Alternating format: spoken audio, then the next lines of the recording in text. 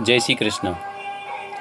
हमको मन की शक्ति देना, मन विजय करे, दूसरों के जय से पहले खुद को जय करे। इस प्रार्थना का मतलब होता है कि इस महामारी के दौरान हमें अपनी मन की शक्तियों को नहीं खोना है। आइए ये मैं आपको एक उदाहरण के द्वारा समझाता हूँ। अमेरिका में साइंटिस्ट लोगों ने एक प्रयोग किया जिसमें 20 मरीज़ों की टीम तैयार की गई। 10 मरीज़ों को उन्होंने एक कमरे में रखा और 10 मरीज़ों को दूसरे कमरे में। 10 लोगों को सिर्फ उन्होंने दवाई दी और बाकी 10 लोगों को सिर्फ पानी दिया। 15 दिन के बाद जब उन्होंने सर्वे किया तो 20 मरीज़ ठीक हो गए। क्या मतलब होता है इस चीज़ का? कोई भी बीमारी हमारे मन से ही पैदा होकर हमारे शरीर को टच करती है।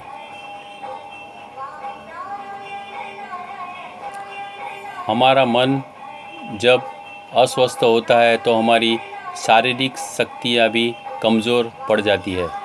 जैसे कि हम सभी जानते हैं कि इस महामारी के दौरान हम खुद तो डरते हैं और औरों को भी डराते हैं। वो कैसे, अब जानते हैं। जैसे हम मास्क पहनते हैं, मास्क हम विवेकपूर्ण यूज़ नहीं करते।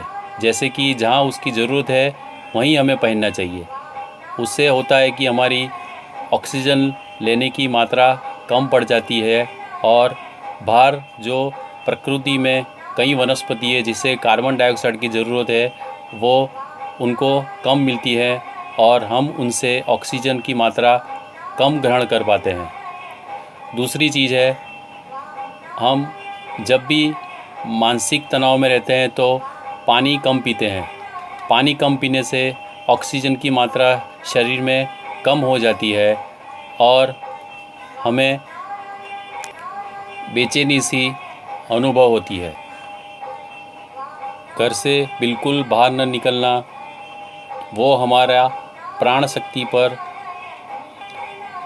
प्रभाव डालती है, जिससे हमें सांस लेने की तकलीफ़ और शरीर में कमज़ोरी सा लगने लगता है। हमें ये बीमारी से लड़ना भी नहीं है और डरना भी नहीं है, क्योंकि जो चीज़ हमें दिखती नहीं है उससे हम लड़ भी नहीं सकते और डर भी नहीं सकते।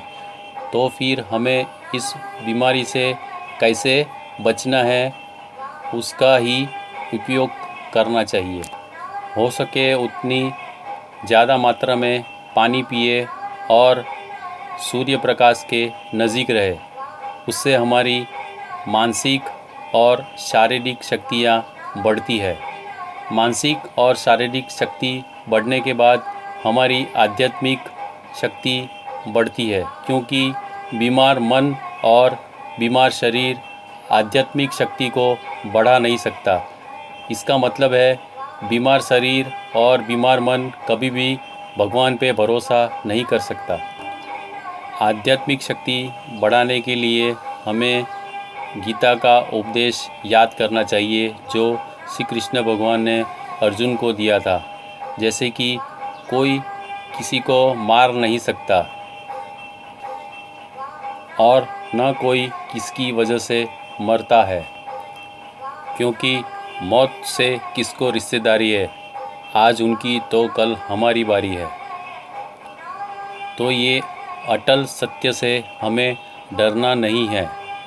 ये सब मानसिक, शारीरिक और आध्यात्मिक शक्तियाँ बढ़ाकर महामारी का सामना आसानी से कर सकते हैं। एक ज्योतिष टिप्पणी, ये महामारी का अंत सितंबर 2020 के बाद शुरू हो जाएगा। अगर ये मेरा वीडियो पसंद आए तो उसे शेयर और ज़्यादा से ज़्यादा सब्सक्राइब करें। धन्यवाद।